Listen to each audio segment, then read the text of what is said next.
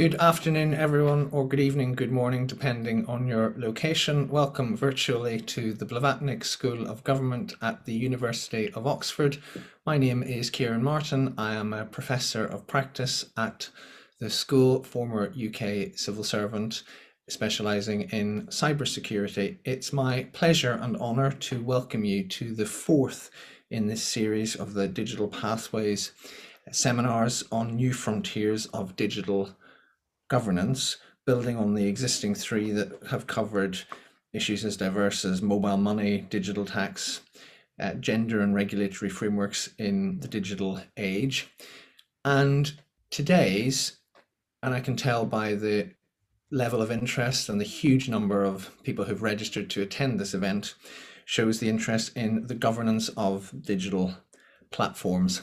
When we talk about the governing digital platforms, it reminds me of the famous saying attributed to Mahatma Gandhi on his first visit to London when he was asked about what he thought of so-called Western civilization, and is alleged to have replied he thought it would be a very good idea.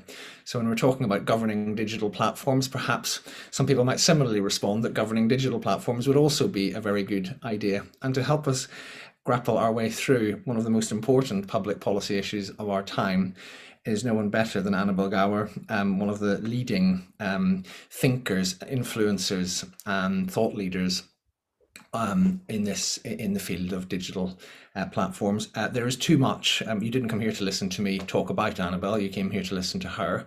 So I will try to do brief justice to her stellar record of scholarship and thought leadership in this field. I think one thing to point to is that for many people, if you read one book about the issue of governing digital platforms, you read her 2019 masterpiece, The Business of Platforms, which many people will highly recommend as a guide to the whole economy and economics and governance of the new titans of the digital age. We're delighted that she has a visiting professorship at our friends at the Saïd Business School. I know that, as with many people connected with the university, that has unfortunately but necessarily led to fewer direct engagements that we might like, but we're delighted that we're able to have this engagement with her here. She has been a very significant contributor to public policy, including as a member of the European Commission's Observatory for the online platform economy until very recently. She's published 4 books and authored 30 articles in top international international academic journals, extensively quoted in some of the most prestigious media platforms in the world, and translated into, amongst other languages, Chinese, Japanese, Spanish, Korean, and indeed Bulgarian, which I noticed, and has headlined at many of the major international conferences on this subject. So it's a pleasure for us at the school to welcome Annabelle and to listen to her, no doubt, thought-provoking contribution. I think whilst looking at the diversity of people who've registered, people are coming from all sorts of different backgrounds, but I think it's particularly nice for us at a public policy school to have a contribution like this, because in terms of hard problems that matter, the governing digital platforms for governments, domestically, local, national and supranational level, is one of the most important and difficult and challenging public policy issues of our time, and we're beginning to think a lot at the school in all sorts of different ways about the governance of the internet and the digital economy. And so we want as many of these conversations as possible. In terms of the conversation, this will be recorded and will be on the YouTube channel, on Annabelle's Twitter, the school's Twitter, and other social media platforms. You will see the link to that. Of course, there will be an opportunity to ask questions. If you type your questions in the Q&A, we will select as many of them as possible. And at least at the start, I might condense it at the end, just in the interest of time, but at least in the start, it won't be one of those ones where there are just 2 people talking. You might get a notification and be asked to switch on your camera and ask your question directly to Annabelle rather than have me garble it. Without further ado, then I will move over to the headline act and hand over to Annabelle. Thank you so much for joining us.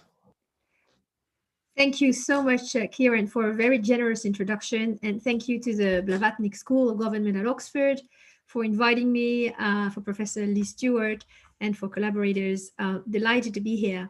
I thought I was going to present to you the summary of a recent report which I have been asked to write for the European Parliament. And this report was called Online Platforms: Economic and Societal Effects. And so what I would like to do is to summarize to you briefly what are the economic effects and the societal effect of online platforms, or we also call them digital platforms, to propose some options in terms of governing these new entities, these new organizational forms, which I very much believe will become the dominant way of doing business in a digitalized economy. And as such, they are extremely valuable, extremely powerful, but as we know from Spider-Man, with great power comes great responsibility. Because the term platform has been used in many different contexts, there is quite a lot of confusion about exactly what this means. So I will start the presentation with a clarification of the ways in which platforms create value that is distinct from traditional firms.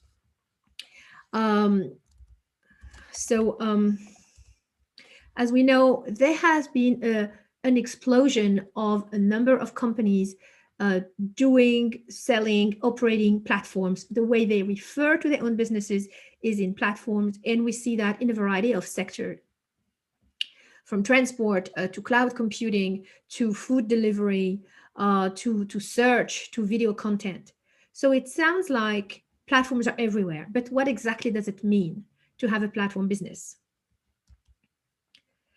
To have a platform business is I will explain in a couple of minutes what that means. But the reason why we are all very interested in platforms today is because of big tech. We are increasingly reliant on companies, a small number of companies. Some people use the word GAFAM for Google, Amazon, Facebook, Apple, and Microsoft. They have become increasingly central to the operation of our global economy. And we tend to rely on them, whether we are individuals or businesses, for commerce, for accessing news, for working in a way that they are becoming essential to a number of economic and social activities.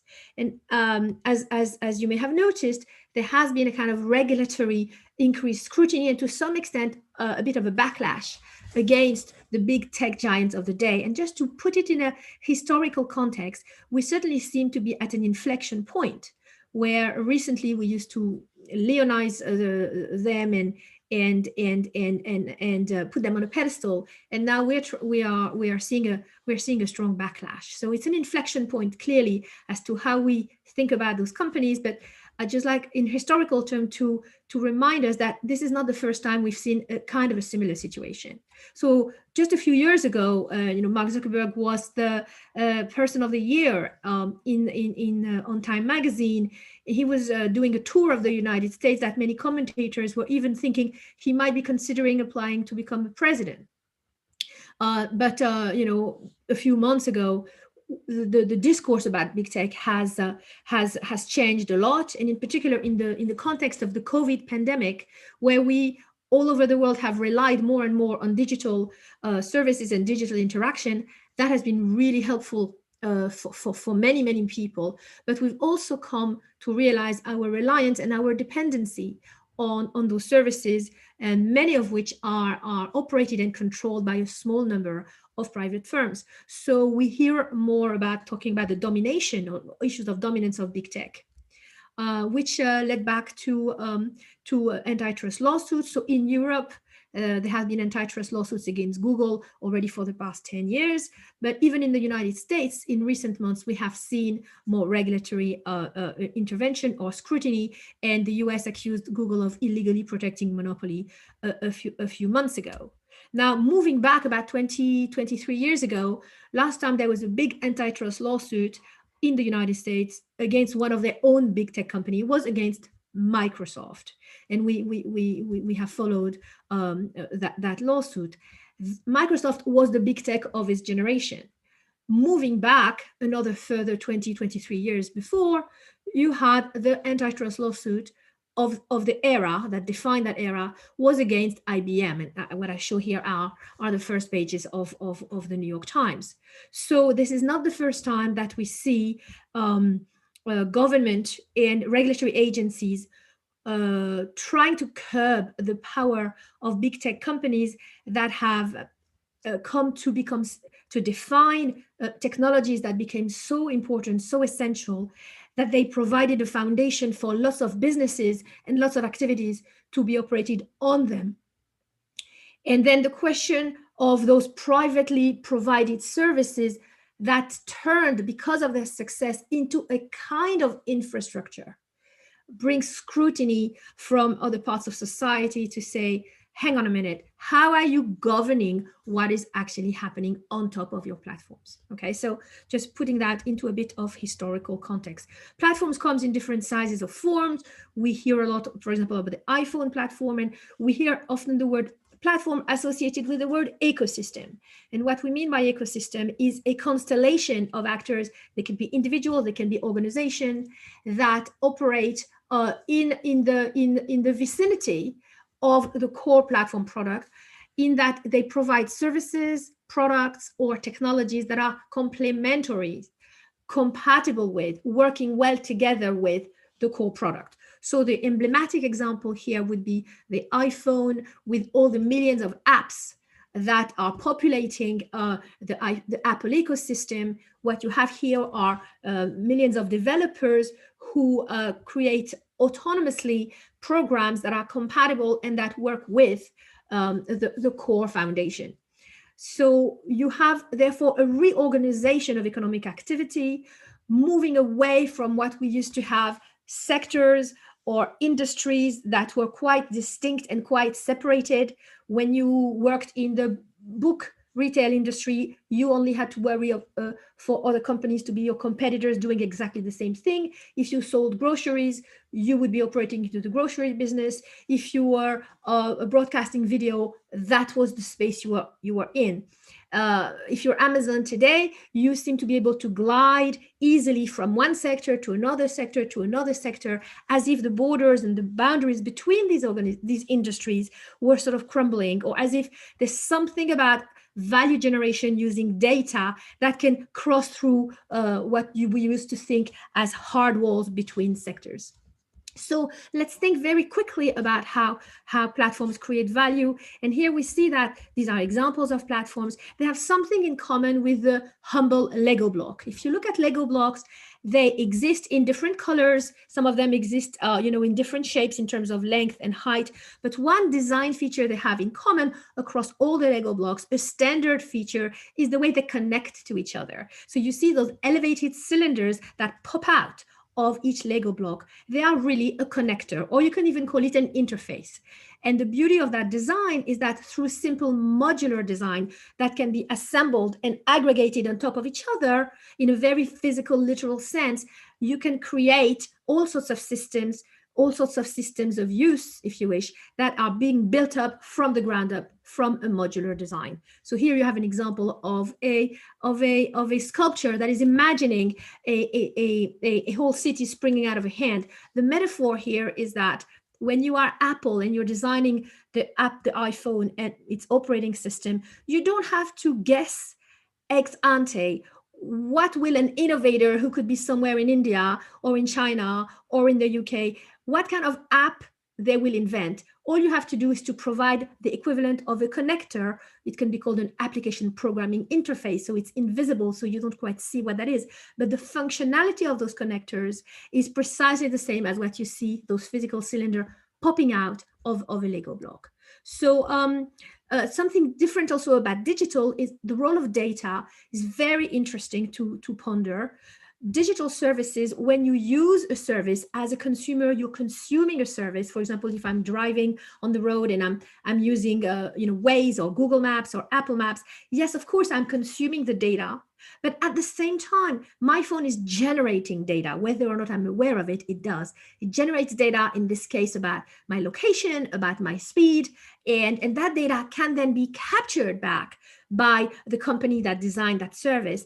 And that data that I generate in the context of use can be reused not only to improve this particular service. In the case of Google Maps or Apple Maps, it's telling me that my road is being congested, and it may even suggest an alternative road to bypass congestion.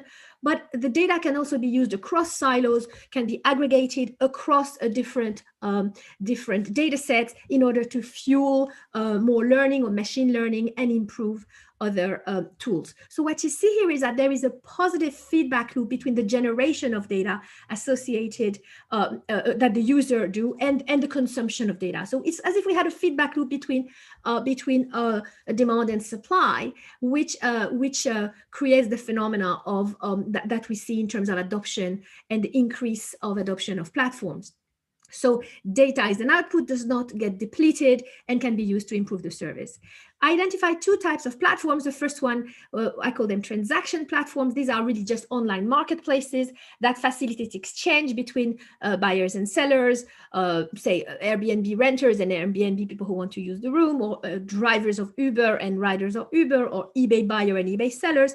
They are connected, and they are subject to what we call network effects. So network effects are really, they exist when if more people are connected to the platform on one side, that will make it attractive to people on the other side. So an emblematic example here would be a Google search. The more people like you and me go onto Google to try to find an answer to our query, the more attractive it will become for advertisers to connect to Google, because thanks to Google, they will have access to our attention at especially favorite time and appropriate time for them to derive value from. So again, this notion of feedback loop between different sides, which creates growth.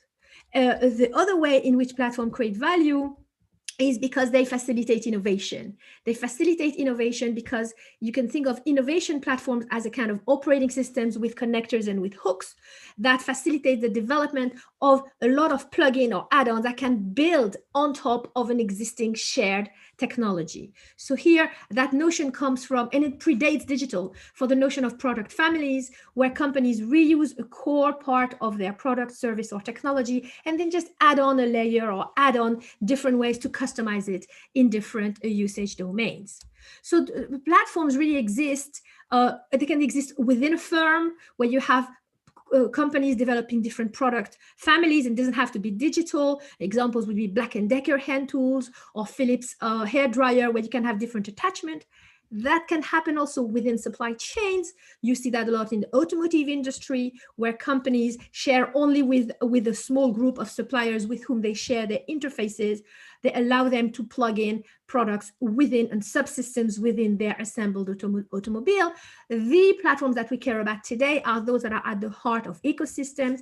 So it's the same design. You still have a core and you have complements around it. But here the major difference is that anyone can become a complementor. Anyone can become a developer of a complementary product. And an example here would be the emblematic iPhone. Okay, so that's enough in order to clarify how platforms create value. We see that we can differentiate them into transaction platforms and innovation platforms. And we see that the most powerful companies who really understand this logic of how you create value in this type of environment, they have both. Apple has both the iOS, which is an innovation platform, and the App Store, which is a transaction platform. Google has Google Android, which is an innovation platform, as well as with Google Play, et cetera, et cetera.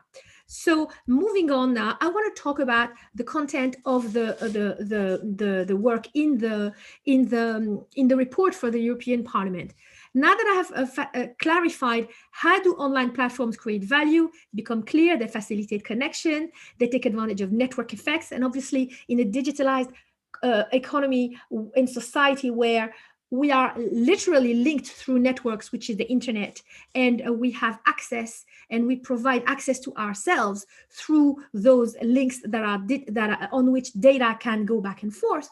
we see that that is a very powerful way to create value. In addition to the technology, some companies have been innovative in the way they have created a business model where they have subsidized access of one side of the platform in order to be attracting more people on the other side. Remember, that's the logic of network effect.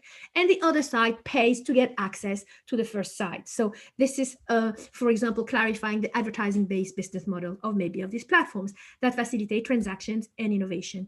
So, of course, there are lots of positive effects of the combination of these new technologies and the innovativeness of companies that have been able to create business models that provide these services to many. The high usage of humans and organizations on these platforms is a testimony of the fact that they find it valuable. So obviously there are lots of consumer benefits and lots of business benefits. There's also a lot of R&D investment that these companies do. However, and now I'm turning to the second part of the presentation, where to talk about the concerns and the legitimate concerns that have arisen due to the negative effects of platforms on consumers, businesses, competition, and innovation.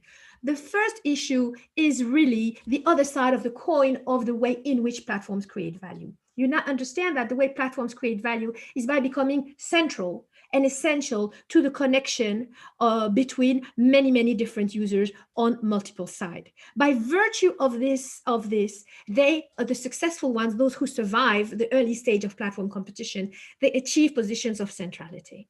You cannot become a successful platform if you are not central to multiple entities that connect through you.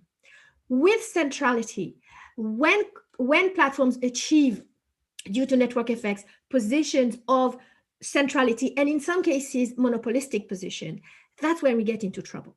Because that's what we get into situations where the centrality provides an opportunity for those platforms to be called bottlenecks.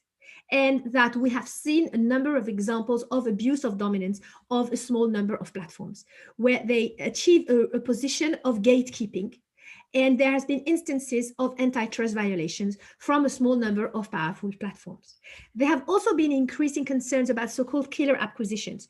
The jury is still out as to the extent to which this is really happening and in which sectors, but there has been evidence of big platforms acquiring in a systematic manner startups that would potentially become the new rivals. So it has now been commonly acknowledged that perhaps we shouldn't have let, or regulatory agencies shouldn't have let Facebook acquire Instagram, for example. At first, the regulatory authorities thought it's not a problem. One is in the messaging business, the other one is in social media business. So applying the traditional rule of antitrust, it looked like they were different markets.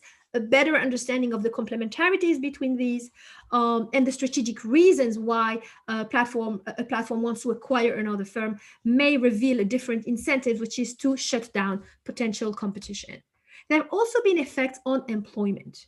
There have certainly been new jobs and the creation of new jobs for many people. However, the criticism has been that it has increased not only flexibility, which is a good thing, but the bad thing would be more precarity. There has been a lot of observation of risks being shifted to the workers, that workers being subjected to ongoing surveillance and control, and that there has been a systematic avoidance of labor laws and an opportunistic characterization of workers as independent contractors with really the objective to just save cost and not pay socially related rights and insurances.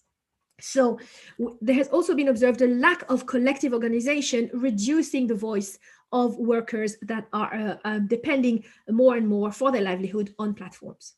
So there have also been effects on consumer risks as well as societal risks.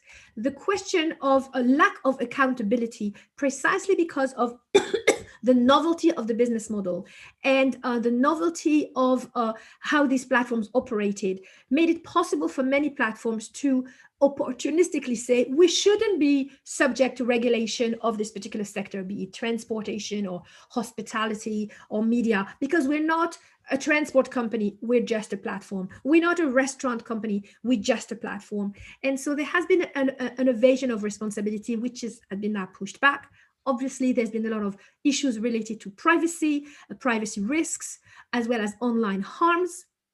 And some scholars such as Shoshana Zuboff or technologists such as Jaron Lanier have spoken about surveillance society and their grave concern as to there is something profoundly negative as to transforming human beings into sources of data that are constantly monitored and manipulated.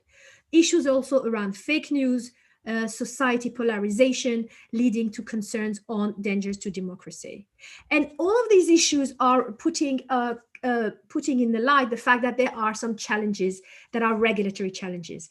Many observers have said there is limits to traditional antitrust, that we see that, for example, in Europe, there were 10 years of antitrust examination and that led to verdicts.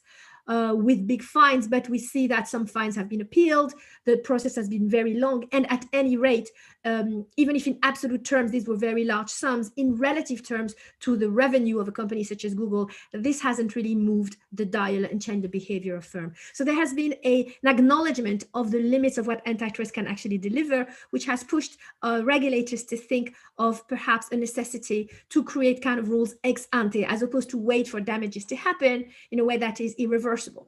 There's also challenges associated with the accumulation of data and whether or not the rules should be dealt by privacy rules or competition rules. And some have deplored the fact that there hasn't been enough overlap in the regulation of privacy and competition. Issues such as whether Google should have been allowed to acquire Fitbit and get access to this data is emblematic of these types of issues. I mentioned earlier avoidance of sectoral regulation and issues related to illegal and harmful content, which are actually quite tricky because there is a lot of gray areas as well as discrepancies across countries as to what is legal and what is not legal in terms of content. So, and this will be my last slide now.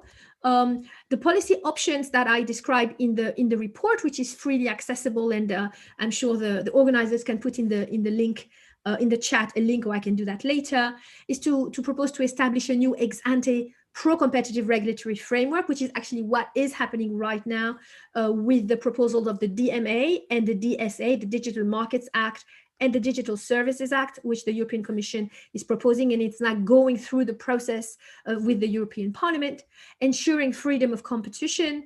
And so my proposition is to say that all the possible regulatory changes should be based on principles that are representative and of the democratic value that we believe in. And so that there should be a strengthening of competition rules for merger control, ensuring fairness of intermediation, and ensuring a sovereignty of decision-making that has to do with protecting the rights of users not to be manipulated or coerced to just choose between different options that are not even good for them.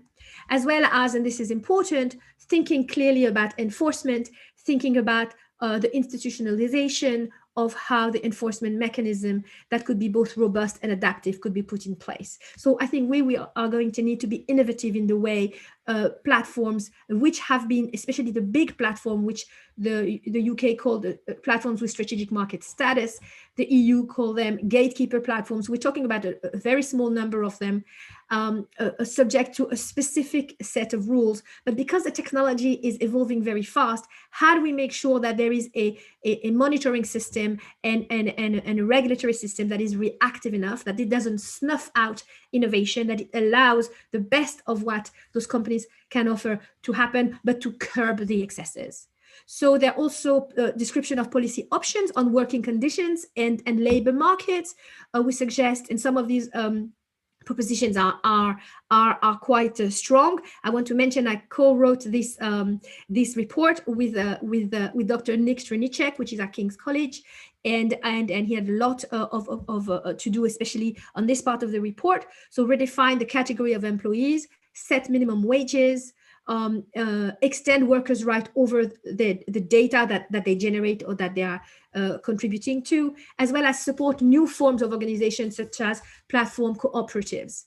The policy options on consumer and societal risk and sustainability, we have two propositions. One is to support transition to greener mobility platforms, And the second one is to keep in place the special measures that have been put in place during COVID for platform workers, that have allocated to them more social security and more social rights. So in conclusion, it's very important, I believe, to look at the phenomenon of platforms in a way that is not too black or white. I think that I see a danger of that stems from really ignorance and the lack of understanding of how platforms create value, and people projecting a lot of fears, or on the other hand, a lot of utopia, and as to whether to regulate and how to regulate these platforms. Regulation is coming. I also think, and it's an encouraging development, a number of platforms, now that they realize that regulation is coming, are making a more sustained and credible effort to self-regulate. And I think there will be a complementarity between top-down regulation as well as self-regulation. And I think for this, we need a more engaged civil society. We need to raise the degree of understanding that goes beyond digital literacy. We need many actors in society to understand how platforms operate, so that we can have a constructive dialogue across not only the regulators and big tech platforms, but provide an opportunity for other players and parts of society to have a voice. And we also need more collaborations across academic silos, political scientists, lawyers, business management scholars, economists, and social theorists. We need to think about this big issue of our time in a way that taps into the different tools that we have and make them talk to each other. So thank you very much for your attention, and very happy to engage with dialogue or question. Thank you so much, Annabelle. That was absolutely fantastic. I'm going to move to questions after that riveting presentation. I've written down 9 questions I want to ask you, but to the relief of everyone on the call, I'm going to confine my abuse of chair's privilege, host privilege, to 2 on your penultimate slide. In the meantime, please feel free to begin typing the questions into the Q&A. I'll take as many of them as I can. So firstly, on your penultimate slide, I just noticed, I think, quite an important sub-bullet where you said limitations of traditional antitrust, and you mentioned that some people had commented that when governments tried to tackle digital platforms, monopolies, and so forth, that we're encountering limitations to perhaps the traditional mechanism of breaking up platforms. And that prompted me to ask you a sort of wider thematic question. I mean, in a sense, I've heard 2 narratives on this. One is that, look, in the grand historical sweep of things, this is what happens. It happens with the printing press, it happened with oil, it happens with all new technologies. You get a major concentration of private sector power. It seems as if it's going to break models of governance and the balance of power between government and the private sector, but we find a way around it, and that's what's going to happen this time. How it happens, I don't quite know, but it'll happen. And then the other is, well, actually, it's different this time. There are some things that are quite specific about this that are really quite difficult for government. So I just wondered what your perspective on that is. What is new about this challenge in that sweep of history from other innovations about these digital platforms, in your view? Yeah, that's a great question, Kieran. And I agree with the premise that this is not the first time in history that we are faced with this sort of reaction to a big, powerful set of companies. And you mentioned, some, other big companies, and you said, I just want to insist on what you said. We got to find a way around that, okay? And it turns out that the way we found ways around that was usually because government started to intervene. So the antitrust rules, as we know them today, they emanated over 100 years ago because of government and civil sentiment to limit the power of the trusts. So the robber barons, the Rockefellers, the Vanderbilt, who at the time were controlling the infrastructure of the day. It could have been railroad, it could have been energy. And so also with Microsoft, we can say today, Microsoft has not become, the dominating giant that we worried so much about. But and if you look at the way managers of Microsoft explaining, explain it. Probably one of the reasons that it hadn't happened is precisely because of the antitrust lawsuit. Similar with IBM. IBM was dominating the computer industry for decades. And then we know there was a very long antitrust lawsuit. Yes, at the end, because the technology had moved on and the market had moved on, they didn't find IBM guilty. But many observers agree on the fact that without the IBM lawsuit, the antitrust lawsuit, IBM would not have let the open PC industry to explode the way we know it. So the intervention of government, I think the historical record seems to indicate that on average, it has been positive. Okay. Second, the question is, so I don't really believe we can say, let's just market takes its course and it will sort itself out like a self-cleaning oven. Because first of all, we don't have any proof that it will happen. If we look at history, we have situations where big dominant players have been constrained by governmental scrutiny. And also there are things that are different in there, which is that the way we access information and the way which is profiled and personalized is creating an enormous amount of influence over our behaviors. Okay, so I think governmental scrutiny, representative of civil society, is absolutely granted because of our reliance of a small number of private actors who have power that far exceeds what even they had anticipated. And we're just coming to terms with qualitatively the different kind of powers that we are talking about.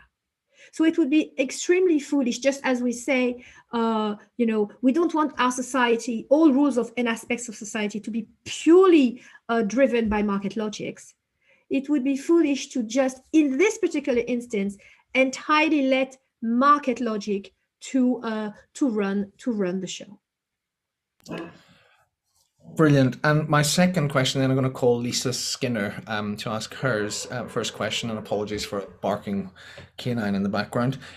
It's linked to that, and it's about the power of government. So your work, a lot of it has focused on recommendations for the EU. So I suppose there's two parts to this question. One is, given these are mostly American platforms, what can even an organization as powerful as the EU do? And secondly, what about the rest of us?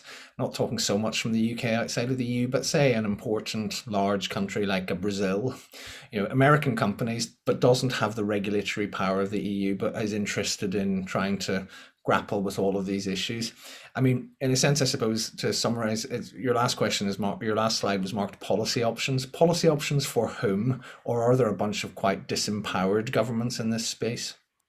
Very, very good question again. And I think it's a valid and appropriate concern to wonder to which extent governments have the power to enforce rules to especially a small number of tech giants whose resources are so vast, and who there is a lot of asymmetric information, but they know a lot more about what they do than that government do. And in terms of competencies and skills, in terms of digital skills, there is also a huge amount of imbalance. So these are really, really good questions. But I think that we shouldn't be overly pessimistic here for two reasons. The first reason is, we start with Europe. Yes, there are not a lot of platforms that are coming out of Europe, and most platforms are either American or Chinese. If you think about Tencent and Alibaba, they're very powerful and they're part of the top 10 firms in terms of market capitalization. Okay, and obviously we have seen a temporal delay of practically 10 years between the moment that Europe started to say we are quite concerned about these platforms, and the US, which may have thought, well, the American companies, they're very successful. We're not going to start shooting ourselves in the foot in a sort of arena of global competition. But what has changed is that we see that even within the United States, you start to see a lot of concerns about the concentration of power of some of these platforms. Okay, so that's the first point. The second point is, what is the power of implementation? What is the power of enforcement? Okay, so let's look at what happened with GDPR. So GDPR is privacy regulation coming out of the European Union. What we tend to see is that for efficiency reasons, companies that are global companies, if they have to make a set of adaptation to a particular set of rules, for example, in Europe, it becomes actually quite complex for them to just have a set of rules for this geography, but different sets of rules for other geographies. So what we see is a contagion effect, but it could be a good contagion effect, where legislation that is enforced within, say, for example, the EU, actually has an effect on the firm's behaviors in areas and geographies that are even broader than those. Okay. Brilliant. The third part of the question was having to do, what can smaller countries do? What kind of power do they have? And I was just giving a talk to the Brazilian Internet Task Force last week. That is a big issue. Platforms play positive roles in emerging economies by providing access to jobs to many people, but they also highlight some specific problems having to do with infrastructure, having to do with lack of equality in this situation. So the picture is very mixed there. I think it is fair to say that smaller countries are not necessarily going to have a huge say into the future redesign of how platforms operate in terms of political clout. But where they might have an impact is because a lot of innovation can come out of those countries. And for better, and it's not for better or for worse, for better, the fact that innovations can come out of anywhere in our connected economy provides more chances for innovation that come out even of countries that are supposedly less developed, and there can be a leapfrogging effect. So I think they will have also a way to impact what happens. Sobering and upbeat at the same time. Very interesting. Thank you. Lisa Skinner, can you ask? Do you want to ask your question? Thank you. And then I will call after that. I'm not sure what the first name is, but F. Mertens has got an interesting question as well. So Lisa, over to you. Thanks very much. My question started off very general. I've got a more specific grip on it now, which was, do you feel that the people in general, citizens in general, have become sort of inured to this discussion? Because it's been in the media, it's been poorly explained, and I hear people sort of say, oh, I don't really care about the protections that are around this, I just want the quick access to this thing. So do you think that there's sort of a tiredness to people hearing these stories, and how can they be better socialized and talked about? So Lisa, I would be lying to you if I were to tell you I know exactly the answer to your question. I mean, I think it's an empirical question, that, and I don't have the results as to a very broad survey of what everybody thinks about these topics. So I will just give you a gut feeling based on my own impressions. No, I don't think people are inured. I think, yes, there is a lot of information about it, but I think that there is a lot more awareness about the issues, particularly of surveillance, on online harm. And I think that it touches people in their family lives, in their everyday lives. And I think that we're just barely coming out. I hope we are coming out of a very difficult on a human term period of pandemic. And I don't think people are inured. I think people care. And I see that in the way there is a lot more activity around these issues than ever before. So certainly, if I were to take as a proxy the number of times I see interesting reports coming out, or roundtables, or conversation, or speaking to young people, I see more interest, not less. But now, of course, along with everything, we're all submerged with information, and everybody tries to get on with their lives. So I think there is an awareness. There may be some kind of fatigue, but I think we're fatigued about many things at the moment. I don't think people are more fatigued about this topic than about other topic. Thank you. Thank you. I don't know if we've got the person registered as F. Mertens on the available to switch off camera, switch on camera, switch on mic, and ask. There are two interesting questions here, one of which was half covered. Yeah, over to you. Thank you. Still on mute. Yeah. Hi. Thanks very much. I hope you can hear me. Yeah, absolutely. My questions were really, one was picking up on the first question, Kieran, that you asked about antitrust. regulation. And you'd sort of mentioned the limits of that, but I wondered if there was still any useful measures that could be taken from traditional kind of antitrust tactics that could be usefully applied, and how to apply them to these digital platforms. And then my second question was really, I was just interested because you'd mentioned this kind of some of the peculiar characteristics of data within the sort of productive process of digital platforms, and how in particular it doesn't get depleted upon consumption. And it made me think of one of the theses in Shoshana Zuboff's book about how these data constitute a new factor of production. So I wondered, A, what you thought of that thesis, and B, whether it has any implications for how we approach trying to pull together a more effective regulatory framework. Thank you. Thank you very much, Mr. Mertens. And I will start with the latter, with the second question. And I think absolutely data is a new factor of production. But I think that requires a longer discussion, and there has already been very useful refinement of what kind of data are we talking about. Is it raw data? Is it formalized data? Is it data that people volunteer? Or is it data that is just observed? Or is it data that is an output of a process? So there is certainly a lot to study and to develop in terms of understanding on to which extent and what kind of data can become a factor of quote unquote production.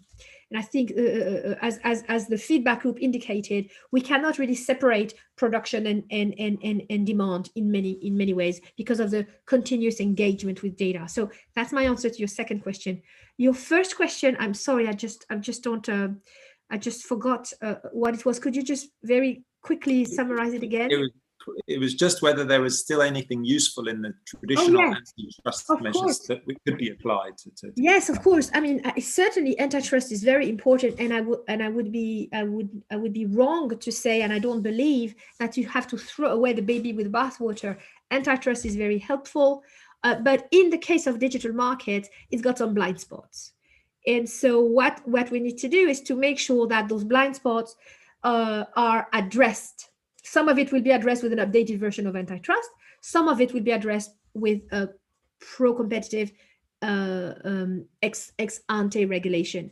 One of the ways in which antitrust has become not very helpful is oftentimes the proof of dominance of an existing firm within a sector is associated with the prices that it charges the users or the consumers, which are above market price.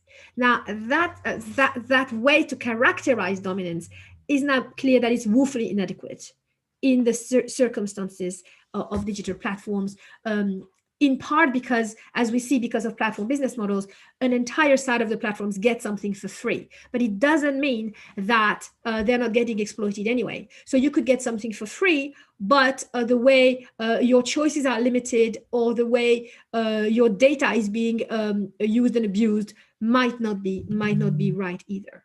So it's not only updating antitrust, but it reinforcing the articulation between competitive issues and other types of issues, such as privacy, as well as consumer rights. Thank you. Very helpful. So we were going to call on Ben Lloyd to ask a question, but I think we've lost him or has been unable to read it. So I'm just going to read it out because it's a very good question. Annabelle, thanks for your talk, indeed. There are other players that need to be involved in this conversation beyond government and big tech and big companies.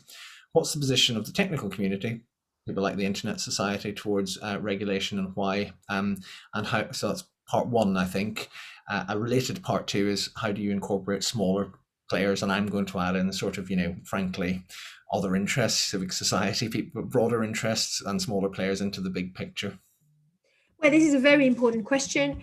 And one of the issues that happened when the conversation was only related to antitrust is that it was indeed just between regulatory agencies and big tech companies, right?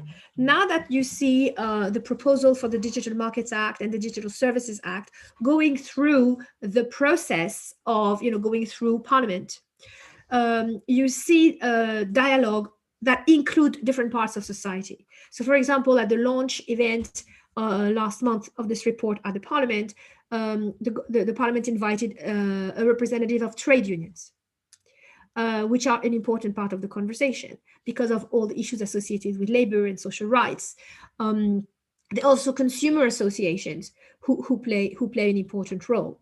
So I think it's already happening that more people who are affected by what platforms do to them, either in their business lives or in their personal lives, are raising their voices. And I think the dialogue that I see happening, this sort of dance between, the companies and the lobbyists and the regulators and civil societies and the politicians, is by nature eliciting a more inclusive, at least voicing of the different point of views. Really interesting. Thank you. And I'm going to go to Beatrice Kira next from the team here. Bea. Hello, everyone. Can you hear me? Yes, very well. Thanks, Beatrice. Great. Thank you so much for the talk indeed, Annabelle. I have a more general question, actually, not in terms of the content, more in terms of the format of the regulation you're proposing. So you mentioned in your report that technology innovation requires regulatory innovation as well. That is the development of new rules to address those emerging issues. And considering the fast-pacing nature of innovation in digital technologies or in platform business, how can lawmakers keep pace with this very fast movement of platforms? Do you think there's also a need for innovation in lawmaking itself? And how can these laws be developed in time to deal with those emerging issues? That's my question. Thank you. Thank you, Beatrice. Yeah, very, very good question. And yes, there is, and many people think of it as an issue. There seems to be a change, or not a change. There needs to be a very big difference in speed between the speed at which companies, in particular, high-tech companies, innovative companies, those that are the best in the world, are going, and the speed of regulation. Okay. And a number of people say, how can a regulation ever keep up with the companies? Okay, so let's think a bit about what are the roles of regulators and what are the roles of company, right? I don't think it's a race between governmental agencies and companies because the objective isn't the same, right? The role of regulatory agencies is to create rules and an environment where there is a level playing field, where the markets do what it does, and when the process of competition is protected. What we see regulators trying to do is not to shut down competition or not to pick winners, which would be a very grave mistake, but to create conditions that would facilitate entry for new entrants. Not regulation that would shut down innovation, but regulation that would allow innovative companies to have a chance to possibly compete and possibly even overturn existing companies, which is what healthy markets do. Markets are supposed to provide, creative disruption. Right. And so what I think the intent of the regulators is now is not to stop competition or stop innovation, is to make sure that those who have achieved places of dominance and positions of centrality or even essentiality, thanks to their innovativeness and their dynamism, that they don't now change their behavior and just put all their efforts into erecting barriers to entry just to preserve their dominance. That's what the objective is. Okay, so can you repeat the end of your question, Beatrice? Because I just sort of forgot it as well. Yes, of course. I think you answered it very well. It's just in terms of like the nature of the lawmaking itself, but I think you addressed it as well. Oh yeah, I want to say something else. I don't necessarily think we need to make laws in a different way. I think the process of making laws, at least for example, what I see here with the European Commission doing ex ante, doing a lot of investigation to understand where the issues are and surfacing it, and then trying to get different voices from different parts of society, finally doing a proposition that goes to Parliament where elected representatives with rapporteurs are looking at it, and that is also an opportunity for dialogue. I don't think the process is broken. I think the process is actually rather good. I think what needs to be probably innovated upon is mechanism of implementation, is better resourcing of the agencies that will be in charge of monitoring the evolution of those markets, and innovation in the way the implementation details of enforcement get done. And on that, which is basically an implementation of the rules, I think some pragmatism and some more resources need to be put in place. And there's been a very interesting views offered already. For example, Philip Marsden and Rupert Podgson have written a very good report on that, which I relay in my report. And so I think implementation, we need to, once the regulators sign off a piece of regulation, a big mistake would be to say, okay, we're done. That is not going to be self-enforcing or self-executing. We're going to need to think about how the behavior of companies can be monitored, how early alerts can be can lead to early recommendations, as opposed to, okay, we don't like what you do, we're going to wait 5 years to see if really there are terrible consequences, and then we're going to put the way of the law on you. There's going to need to be a bit more working together, I think. Well, from the big picture, I think I'm going to squeeze in one very quick, specific question in the few minutes we've got left. So, Peter Castanis, do you want to ask us? Hi, Annabelle. Thank you for the presentation. I'm wondering what you think about Apple and their new position and highly publicized position on privacy for the consumer. Are they really trailblazing? Are they setting a standard, or are they doing something very much in their self-interest as a huge monopoly? Well, I think Apple is taking advantage of an opportunity to present itself as a privacy-friendly and privacy-protecting company. And I think that they're doing a good job at projecting that image.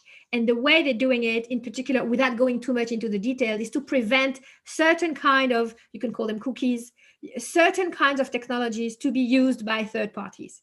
What is problematic about Apple's stance is that, yes, they will prevent those informations from the users to be used by third parties, but they don't prevent themselves to use it for their own ways to advertise and to profile the users. So, Montesquieu, a French thinker of the 18th century, was saying that it's important when you start to govern to have a separation of powers. Those who make the rules, those who enforce the rules, those who implement the rules. So that's why we have in civilized societies, regulators which are not exactly the same as the judges, and they're not the same as the police. Okay, and just to conclude, the private companies, those digital platforms, they have become the new governors. They have become governors of ecosystems, and these ecosystems cut across countries and cut across professions.